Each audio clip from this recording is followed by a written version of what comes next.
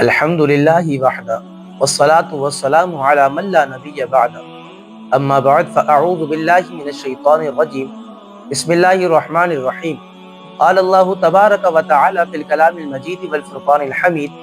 ان اللہ وملائکتہ یصلون علی النبی یا ایہا الذین آمنوا صلوا علیہ وسلموا تسلیما اللہم صل علی سیدنا و نبینا و مولانا محمد معدن الجود والکرم وعلى آلہ وبارک وسلم صلاۃ و سلام علیک یا سیدی یا رسول اللہ وعلى آلک واصحابک یا خاتم النبیین۔ بحمد اللہ تعالی ایک بار پھر آپ تمام کے سامنے حاضر ہونے کا موقع ملا اور آج کے درس تراویح کی نشست میں حاضر ہونے کی سعادت رب العالمین جل وعلا نے مجھے نصیب کی۔ اور آپ کو یاد ہوگا کہ گزشتہ نشست میں آپ کے سامنے سورہ بقرہ کا آغاز اور اختتام آپ کے سامنے جو ہے وہ تفصیلی طور پر اور چند آیات کا انتخاب کر کے تفصیلی گفتگو کی تھی۔ اور چونکہ درس تراویح میں اور تراویح کی نماز میں بھی جو ہے جہاں پر 27 روزہ جو ہے وہ تراویح کا سلسلہ ہوتا ہے، وہاں پر سورہ آل عمران جو ہے وہ آغاز ہو چکی ہے، تو آج سے ہمارا بھی درس جو ہے وہ سورہ آل عمران سے ہی جو ہے آغاز ہونا ہے۔ سب سے پہلے سورت کا تعارف آپ کے سامنے پیش کرتے ہیں۔ یاد رکھیں کہ مفسرین اکرام ارشاد فرماتے ہیں کہ یہ سورت مبارکہ یعنی سورہ آل عمران ترتیب مصحف کے اعتبار سے تیسری سورت ہے اور نزول کے اعتبار سے سورہ انفال کے بعد ہے، اور یہ سورت مبارکہ مدنی ہے، اور بالاتفاق اس سورت مبارکہ میں 200 آیات ہیں اور اس سورت مبارکہ میں 20 رکوع جو ہے وہ موجود ہے۔ اس سورت مبارکہ کا نام آل عمران رکھا گیا، اس کی وجہ کیا ہے؟ تو مفسرین اکرام ارشاد فرماتے ہیں کہ اس سورت مبارکہ کا نام آل عمران اس لیے رکھا گیا کیونکہ اس سورت میں آل عمران کو فضیلت دی گئی۔ اس سورت میں آل عمران کو فضیلت دینے کا ذکر موجود ہے، اور ساتھ ہی ساتھ مفسرین اکرام ارشاد فرماتے ہیں، یاد رکھیں، آل عمران میں حضرت عیسیٰ، حضرت یحییٰ، حضرت مریم اور ان کی والدہ حضرت عمران رضی اللہ تعالی عنہم وعلیہ الصلوۃ والسلام کی زوجہ، یہ تمام کے تمام جو ہے وہ شامل ہے۔ حضرت عمران حضرت مریم کے والد ہیں اور حضرت عیسیٰ علیہ الصلوۃ والسلام کے نانا جان ہیں۔ یاد رکھیں کہ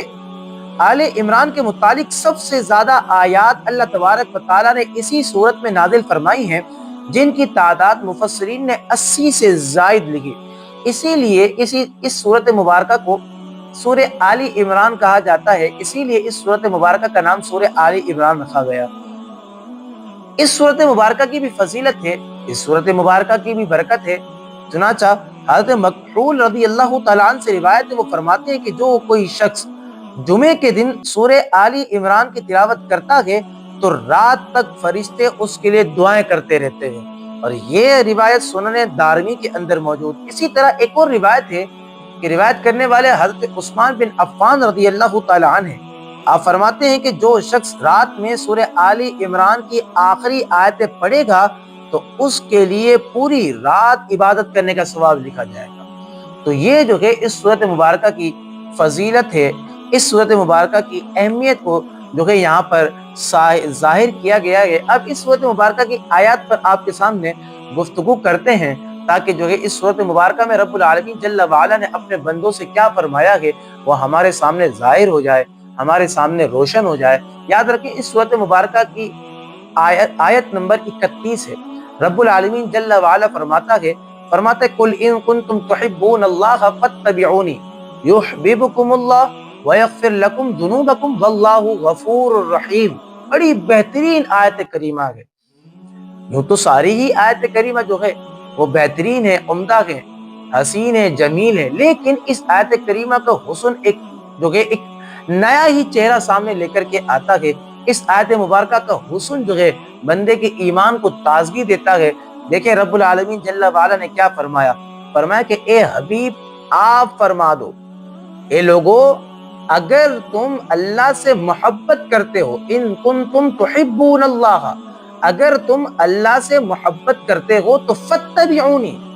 میری فرما برداری کرو، میرے فرما بردار ہو جاؤ۔ جب تم میرے فرما بردار ہو جاؤ گے تو ہوگا کیا؟ یحببکم اللہ، اللہ تبارک و تعالیٰ تم سے محبت فرمائے گا۔ وَيَغْفِرْ لَكُمْ ذُنُوبَكُمْ اور تمہارے گناہ بخش دے گا، واللہ غفور الرحیم اور اللہ تبارک و تعالی بخشنے والا ہے۔ اللہ رب العالمین جل وعلا جو کہ اپنے بندوں پر بڑا مہربان ہے، وہ رحمان ہے، وہ رحیم ہے۔ اب میرے دوست بزرگوں یہاں پر فرمایا گیا قل ان کنتم تحبون اللہ، اے حبیب آپ فرما دو کہ اگر تم اللہ سے محبت کرتے ہو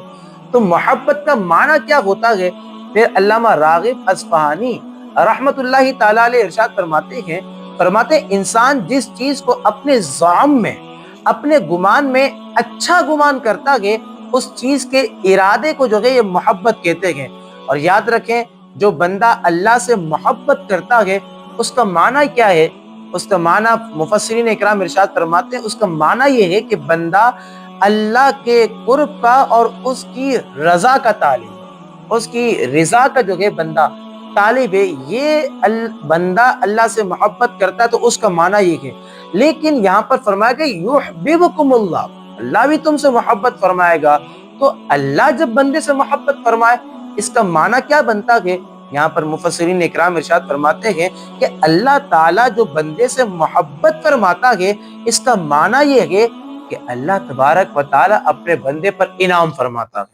اللہ تبارک و تعالیٰ اپنے بندے پر اکرام کی جو کہ بارشوں کو نازل فرماتا ہے، اور وہ یعنی کہ اللہ رب العالمین جل وعلا بندے کو اپنی رحمت سے اور اپنی مغفرت سے نوازتا ہے۔ یعنی جب بندہ اللہ سے اللہ جس بندے سے محبت کرتا ہے تو اس بندے کو یہ انعام عطا ہوتے ہیں، یہ اکرام جو ہے عطا ہوتے ہیں۔ تو یاد رکھیں کون کون سے ایسے افعال ہیں کہ جن سے جو ہے وہ اللہ تبارک و تعالی محبت کرتا ہے۔ قرآن میں ہر سوال کا جواب موجود ہے، قرآن میں جو ہے ہر بات موجود ہے۔ یہاں پر جب ہم قرآن سے پوچھتے ہیں کہ قرآن تو بتا کہ کون کون سے ایسے افعال ہیں جن سے اللہ تبارک و تعالی محبت فرماتا ہے، تو قرآن جواب دیتا ہے وَأَحْسِنُوا إِنَّ اللَّهَ يُحِبُّ الْمُحْسِنِينَ، احسان کرو کہ احسان کرنے والوں سے اللہ تبارک و تعالی محبت فرماتا ہے۔ آگے فرما إِنَّ اللَّهَ يُحِبُّ التَّوَّابِينَ وَيُحِبُّ الْمُتَطَهِّرِينَ، کہ توبہ کرنے والوں سے اللہ تبارک و تعالی محبت فرماتا ہے، پاک رہنے والوں سے اللہ تبارک و تعالی محبت فرماتا ہے۔ فإن اللہ یحب المتقین، ڈرنے والوں سے اللہ تبارک و تعالی محبت فرماتا ہے۔ قرآن کہتا ہے واللہ یحب الصابرین، صبر کرنے والوں سے اللہ تبارک و تعالی محبت فرماتا ہے۔ قرآن کہتا ہے ان اللہ یحب المتوکلین، کہ توکل کرنے والوں سے اللہ تبارک و تعالی محبت فرماتا ہے۔ قرآن کہتا ہے ان اللہ یحب المقسطین، کہ انصاف کرنے والوں سے اللہ تبارک و تعالی محبت فرماتا ہے۔ تو قرآن نے یہ ساری باتیں بتا دی، سارے افعال بتا دیے کہ یہ ایسے امور ہیں، یہ ایسے کام ہے کہ جب بندہ کرتا ہے تو عرش کا مالک ایسے بندے سے محبت کرتا ہے۔ اور پھر مجھے حدیث قدسی ذہن میں آ گئی کہ اللہ تبارک و تعالی جب اللہ تبارک و تعالی جو ہے اللہ تبارک و تعالی فرماتا ہے کہ جب بندے سے میں محبت کرتا ہوں اور بندہ جب میرا قرب حاصل کر لیتا ہے، جب بندہ جو ہے جب اللہ تبارک و تعالی بندہ جو ہے اللہ تبارک و تعالی کا محبوب بن جاتا ہے تو پھر ہوتا کیا ہے؟ رب فرماتا ہے میں اس کے ہاتھ بن جاتا ہوں جس سے وہ تھاما کرتا ہے، میں اس کے پاؤں بن جاتا ہوں جس سے وہ چلا کرتا ہے، میں اس کی آنکھ بن جاتا ہوں جس سے وہ دیکھا کرتا ہے، میں اس کی زبان بن جاتا ہوں جس سے وہ بولا کرتا ہے، میں اس کے کان بن جاتا ہوں جس سے وہ سنا کرتا ہے۔ تو یہ امور ایسے ہیں کہ جب بندہ ان امور کو جو ہے ان امور پر عمل کرتا ہے، ان امور کو اپنے معمولات میں شامل کرتا ہے، تو عرش کا مالک بھی پھر ایسے بندے سے محبت فرماتا ہے۔ تو پھر یاد رکھیں رب تعالیٰ نے فرمایا قل ان کنتم تحبون اللہ فاتبعونی، کہ اے حبیب آپ فرما دینا کہ اے لوگو اگر تم اللہ سے محبت کرتے ہو تو فاتبعونی، میری فرما برداری کرو، میرے فرما بردار ہو جاؤ، میری اطاعت کرنے والے بن جاؤ۔ تو اس آیت کریمہ میں یہ بات بتائی گئی کہ محبت الہی کا دعویٰ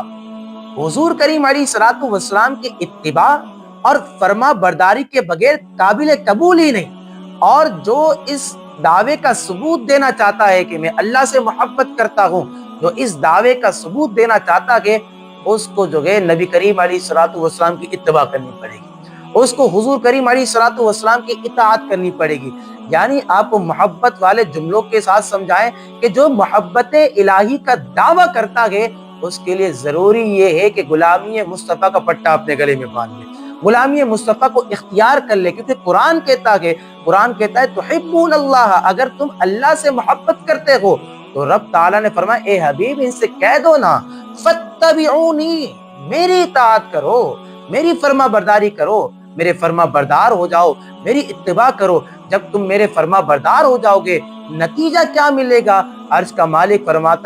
فرماتا ہے کہ یحببکم اللہ، اللہ بھی تم سے محبت کرے گا، اور جب اللہ تم سے محبت کرے گا وَيَغْفِرْ لَكُمْ ذُنُوبَكُمْ، پھر عرش کا مالک تمہارے سارے گناہوں کو معاف فرما دے گا۔ تو پھر ہمیں جو ہے حضور کریم علیہ الصلوۃ والسلام سے جو ہے اپنی محبت کا تعلق جو ہے یہ جوڑنا چاہیے، مضبوط کرنا چاہیے، قوی کرنا چاہیے، یہاں تک کہ حضرت سیدنا عمر فاروق رضی اللہ تعالیٰ عنہ کے متعلق جو ہے علماء کرام نے لکھا،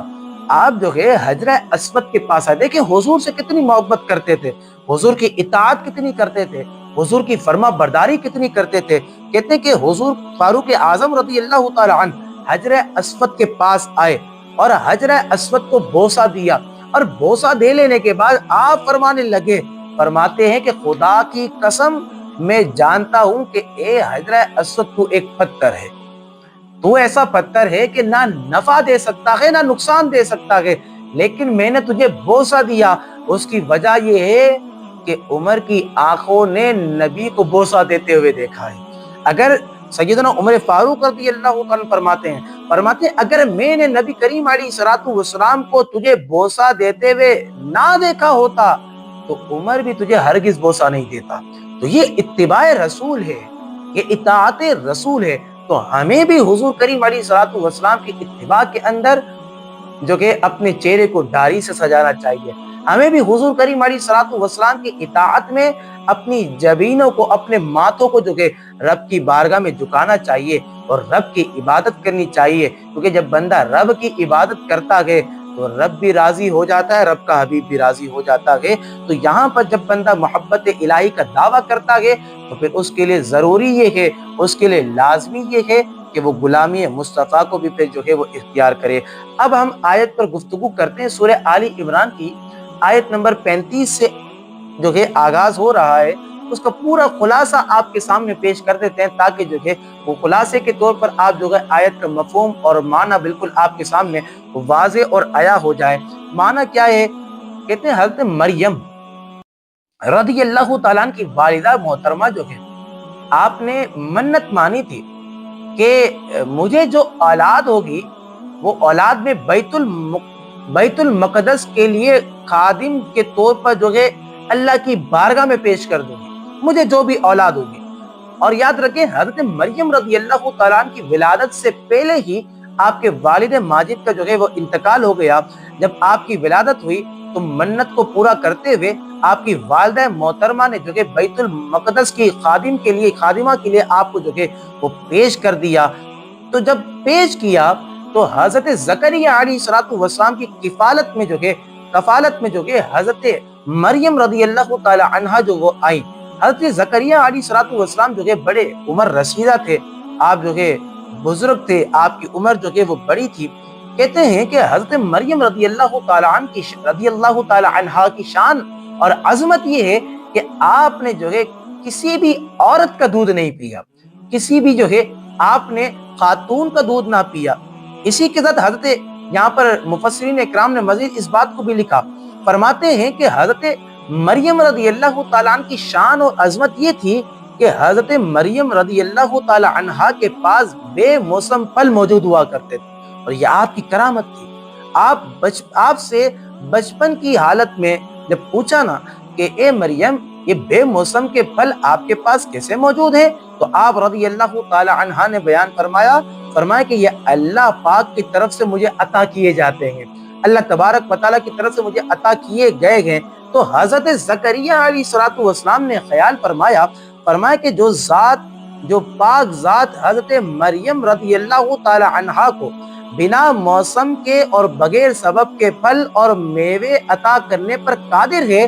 وہی رب بے شک اس بات پر بھی قادر ہے کہ میری بانجھ بیوی کو تندرستی دے دے اور مجھے اس بڑھاپے میں اولاد کی امید ختم ہو جانے کے بعد جو کہ وہ فرزند عطا فرما دے۔ چنانچہ رب العالمین جل وعلا ارشاد فرماتا ہے کہ ہنالک دعا زکریا ربہ قال رب ھب لی من لدنک ذریۃ طیبہ انک سمیع الدعاء۔ یہاں پر جو کہ حضرت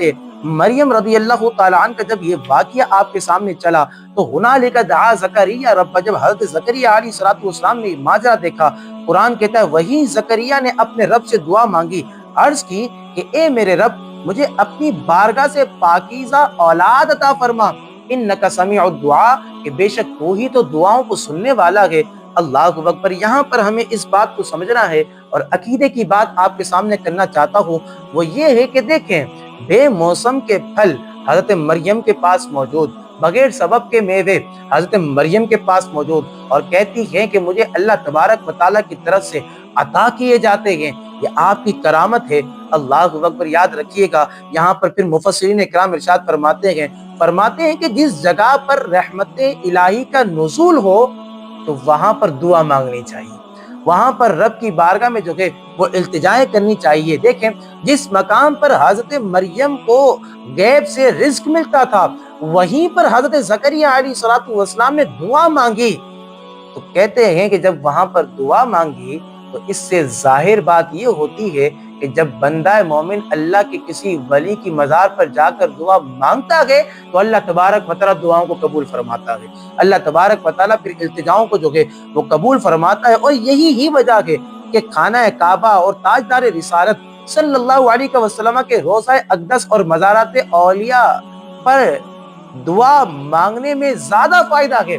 کیونکہ حضور کے روزے کی بات کریں تو اللہ تبارک و تعالیٰ وہاں پر اپنی رحمتوں کی چھماچم برسات کو نازل فرما رہا۔ تو جہاں پر رحمت الہی کا نزول ہو، جب بندہ وہاں پر رب کی بارگاہ میں دعا کرتا ہے تو اللہ تبارک و تعالیٰ اس کی دعاؤں کو قبول فرما لیا کرتا ہے۔ تو یہیں پر حضرت زکریا علیہ السلام کا عمل ہمیں یہ بتاتا ہے کہ رحمت الہی کے نزول کے وقت اور اس مقام پر دعا مانگتے رہنی چاہیے، کہ یہ جو ہے اچھا عمل ہے اور دعاؤں کی قبولیت کا ایک اہم سبب ہے۔ اسی کے ساتھ سورہ آل عمران کی صرف آخری آیت پر آپ کے سامنے گفتگو کرتے ہیں اور پھر جو ہے آج کی ہماری یہ نشست جو ہے اپنے اختتام کو پہنچے گی۔ وہ آیت مبارکہ کون سی ہے؟ آیت نمبر جو ہے وہ 96 اور 97، 96 اور 97۔ رب العالمین جل وعلا فرماتا ان اول بیت وضع للناس للذی ببکۃ مبارکا وہدی للعالمین فیہ آیات بینات مقام ابراہیم ومن دخلہ کان آمنا۔ رب العالمین جل وعلا فرماتا ہے بے شک سب سے پہلا گھر جو لوگوں کی عبادت کے لیے بنایا گیا وہ مکہ ہے، برکت والا ہے، سارے جہاں والوں کے لیے ہدایت ہے۔ آگے فرمائے فیہ آیات بینات مقام ابراہیم، اس میں کھلی نشانیاں ہیں اور ابراہیم کے کھڑے ہونے کی جگہ ہے۔ ومن دخلہ کان آمنا، جو اس میں داخل ہو گیا تو وہ امن والا ہو گیا۔ اب یہاں پر مقام ابراہیم فیہ آیات بینات مقام ابراہیم، یہ جو آیت مبارکہ ہے نا میرے دوستو یاد رکھیے گا، مقام ابراہیم جو خانہ کعبہ گیا ہے وہ جانتا ہے، اس نے دیکھا ہے کہ خانہ کعبہ کے گرد ہی جو ہے مقام ابراہیم جو ہے وہ مقام آج بھی موجود ہے، کئی صدیاں گزر گئی۔ مقام ابراہیم مفسرین نے لکھا، فرماتے ہیں کہ یہ وہ مبارک پتھر ہے جس پر حضرت ابراہیم علیہ السلام جو ہے تشریف فرما ہو کر خانہ کعبہ کی آپ نے تعمیر فرمائی۔ اور یہاں پر مفسرین اکرام نے اس بات کو بھی لکھا، کہتے ہیں کہ تعمیر کے وقت آپ اس پتھر پر جو ہے وہ کھڑے ہوا کرتے تھے، اور جب آپ نے نچلی سطح کی تعمیر مکمل کر لی، جب خانہ کعبہ کی اوپری سطح کی تعمیر کرنے کا آپ نے ارادہ کیا، ابھی آپ نے ارادہ ہی کیا، آپ پتھر پر جلوہ گر ہوئے، آپ کا ارادہ اوپر جانے کا ہوتا تو وہ پتھر اللہ کے حکم سے آپ کو اوپر لے جایا کرتا تھا، آپ کا ارادہ نیچے آنے کا ہوتا تو وہ پتھر اللہ کے حکم سے آپ کو نیچے لے کر کے آ جایا کرتا۔ تو فیہ آیات بینات مقام ابراہیم، کہ اس میں روشن نشانیاں ہیں اور مقام ابراہیم ہے۔ یہاں پر مفسرین اکرام نے مزید اس بات کو بھی لکھا، فرماتے ہیں کہ خانہ کعبہ کی بہت جو ہے ان اول بیت وضع للناس للذی ببکۃ مبارکا وہدی للعالمین، اس آیت کے تحت جو کہ مفسرین اکرام نے خانہ کعبہ کی بہت جو کہ وہ خصوصیات بیان کی ہیں۔ فرماتے ہیں کہ خانہ کعبہ کی ایک خصوصیت تو یہ ہے کہ یہ خانہ کعبہ سب سے پہلی عبادت گاہ ہے کہ حضرت آدم علیہ السلام نے اس کی طرف رک کر کے نماز کو ادا کیا۔ دوسری خصوصیت تمام لوگوں کی عبادت کے لیے خانہ کعبہ کو بنایا گیا، جبکہ بیت المقدس جو کہ مخصوص وقت میں خاص لوگوں کا قبلہ بنایا گیا۔ اور مکہ معظمہ خانہ کعبہ کی ایک اور جو کہ خصوصیت فرماتے ہیں، خصوصیت یہ ہے کہ مکہ معظمہ جہاں واقع ہے وہاں پر بندہ ایک نیکی کرے تو اللہ تبارک و تعالیٰ اس کا ثواب 1,00,000 کے برابر عطا فرماتا ہے۔ یہ خصوصیت، اس کا حج فرض کیا گیا، یہ خصوصیت ہے۔ اسے امن کا مقام، ومن دخلہ کان آمنا، اسے امن کا مقام قرار دیا گیا۔ اس کی یہ خصوصیت ہے، اس میں بہت سی نشانیاں رکھی گئی، یہ خصوصیت ہے۔ مقام ابراہیم موجود ہے، یہ بھی جو ہے اس میں خصوصیت ہے۔ یہاں پر پھر یاد رکھیں فیہ آیات بینات مقام ابراہیم، کہ اس میں روشن نشانیاں ہیں اور مقام ابراہیم ہے۔ یہاں پر ایک اور بات مفسرین اکرام نے اس بات کو لکھا، جب دوسرا پارہ سورہ بقرہ تھی اس میں ایک آیت آئی تھی ان الصفا والمروہ من شعائر اللہ، کہ بے شک صفا اور مروہ اللہ کی نشانیوں میں سے ایک نشانی ہے۔ صفا اور مروہ اللہ کی نشانیوں میں سے ایک نشانی کیوں ہے؟ مفسرین اکرام ارشاد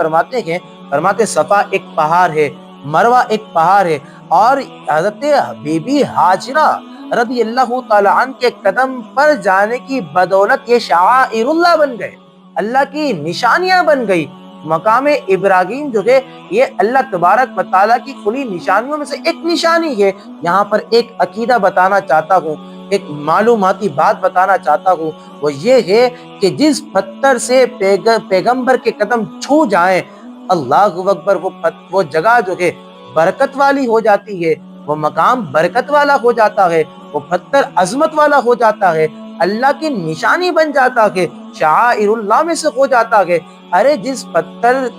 جس پتھر سے پیغمبر کے قدم چھو جائیں وہ شعائر اللہ ہو جاتا ہے، برکت والا ہو جاتا ہے۔ تو مجھے ایمانداری سے بتائیں کہ جہاں آج نبی رحمت صلی اللہ تعالی علیہ وسلم کا جسم مبارک، یعنی جہاں آج آپ آرام فرما گئے، وہ جگہ کتنی عظمت والی ہوگی، وہ جگہ کتنی برکت والی ہوگی۔ یقیناً علماء نے اس بات کو لکھا کہ جس زمین سے حضور کریم علیہ الصلوۃ والسلام کا جسم مبارک کا مس ہے، وہ زمین تو عرش معلیٰ سے بھی اعلیٰ ہے، وہ زمین تو عرش معلیٰ سے بھی اعظم ہے، وہ زمین تو عرش معلیٰ سے بھی جو ہے وہ افضل ہے، کیونکہ وہاں پر صاحب قرآن موجود۔ اللہ اکبر۔ تو ان تمام باتوں کو آپ اپنے ذہن میں رکھیں، اپنے دل میں بٹھائیں، اپنے جو ہے دل میں ان باتوں کو جگا دیں، تاکہ عقیدوں کی بھی ہماری اصلاح ہو، نظریات کی بھی ہماری اصلاح ہو، اور ہمیں اپنے معمولات میں کیا کیا چیزیں شامل کرنی ہیں، یہ تمام باتیں ہمیں جو ہے آسانی کے ساتھ جو ہے سمجھ میں آ جائیں۔ یہیں پر آج کی ہم گفتگو کا اختتام کرتے ہیں۔ یار زندہ صحبت باقی، زندگی رہی تو ایک بار پھر آپ کے سامنے حاضر ہوں گے۔ اپنی دعاؤں میں خصوصی یاد رکھیے گا۔ وآخر دعوانا ان الحمد للہ رب العالمین۔